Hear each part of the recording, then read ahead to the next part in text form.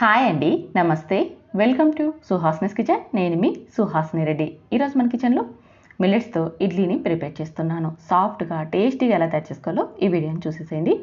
అలాగే షుగర్ పేషెంట్స్కి, అలాగే వెయిట్ లాస్ అవ్వాలనుకునే వారికి ఈ రెసిపీ చాలా అంటే చాలా యూజ్ అవుతుంది. వారే కాదండి, రెగ్యులర్గా మనం కూడా తీసుకోవడం వల్ల మన ఆరోగ్యానికి చాలా మంచిది. ఇక్కడ నేనైతే 1 కప్పు సామల్ని, 1 కప్పు ఊదర్లని తీసుకుంటున్నాను. మీరు కావాలంటే ఒకే రకంతో అయినా ఈ ఇడ్లీని ప్రిపేర్ చేసుకోవచ్చు. అంటే సామలు కానీ, కొర్రలు కానీ, ఊదర్లు కానీ ఏవైనా సరే 2 కప్పులు తీసుకోండి, లేదా కలిపిలా 2 కప్పులు తీసుకోండి, సరిపోతుంది. నేనైతే ఇక్కడ 2 రకాలు తీసుకుంటున్నాను. వీటిని నీళ్లు పోసి దాదాపు 6 నుంచి 8 గంటల పాటు నానబెట్టుకోవాలి. అంటే మనం మార్నింగ్ టైంలో నానబెట్టుకున్నామంటే ఈవినింగ్ అంతా ఇవి బాగా నానిపోతాయి. అలాగే 1 కప్పు ఉద్దిపప్పును, 1 స్పూన్ మెంతులను కూడా వేసి మరొక బౌల్లో నీళ్ళను పోసి నానబెడుతున్నాను. ఒక బౌల్లో మనం మిల్లెట్స్ని, మరొక బౌల్లో ఉద్దిపప్పును నానబెట్టి ఇవి మొత్తం కూడా మనకి 6 లేదా 8 గంటల పాటు పూర్తిగా నానబెట్టుకోవాలి. మిల్లెట్స్ అనేది ఎక్కువసేపు నానితేనే అవి మనకి త్వరగా డైజెస్ట్ అవుతాయి. చూడండి, ఉద్దిపప్పు కానీ అలాగే మనకి మిల్లెట్స్ కానీ బాగా నానిపోయాయి కదా. ఇప్పుడు వీటిని 4 లేదా 5 సార్లు బాగా రబ్ చేస్తూ కడగాలి. మిల్లెట్స్లో మనకి మట్టి అలాగే పొట్టు ఎక్కువగా ఉంటుంది. అందుకోసమని వీటిని చూడండి ఇలా బాగా రబ్ చేస్తూ కడిగి ఈ వాటర్ని అంతా వంపేసుకొని మంచి వాటర్ని యాడ్ చేసుకుంటూ అలా 5 సార్లు కడగాలి. అలాగే ఉద్దిపప్పును కూడా ఒక 3 సార్లు శుభ్రంగా కడగాలి.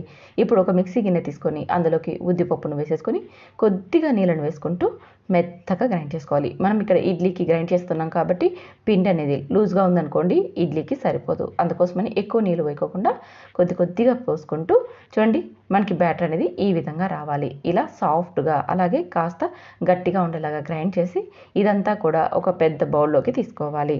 ఇప్పుడు అదే మిక్సీ గిన్నెలోకి మనం నానబెట్టుకున్న ఈ చిరుధాన్యాలను వేసుకోవాలి. సామలను, అదే ఊదర్లను, వాటిని కూడా వేసుకొని ఇందులోకి కూడా నీళ్లు తక్కువగా వేసుకొని గట్టిగానే గ్రైండ్ చేసుకోవాలి.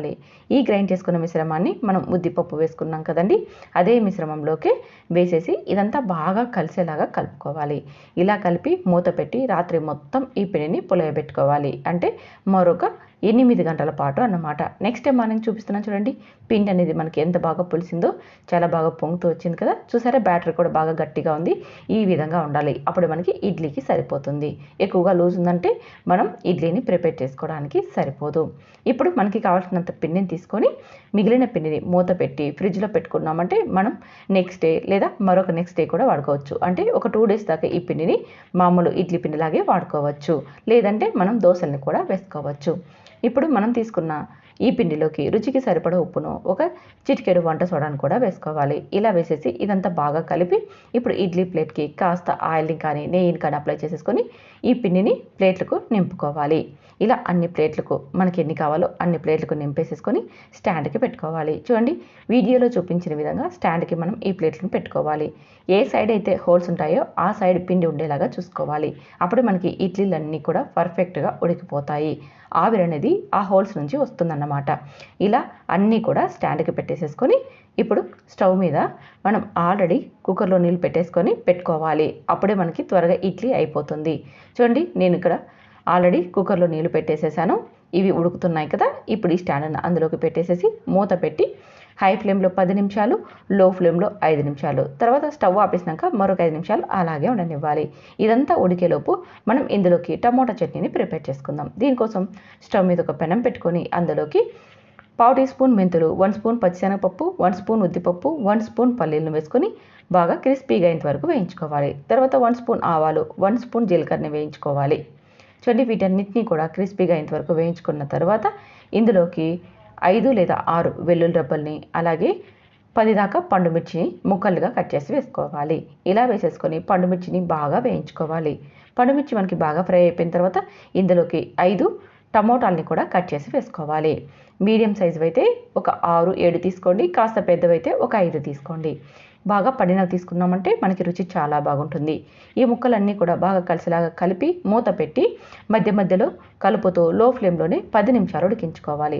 చూసారా, ఇలా లో ఫ్లేమ్లో ఉడికించుకోవడం వల్ల టమాటాలోని గుజ్జు అంతా ఇంకిపోకుండా మనకి కాస్త ఉంటుంది. అలా ఉంటే చట్నీ అనేది చాలా బాగుంటుంది.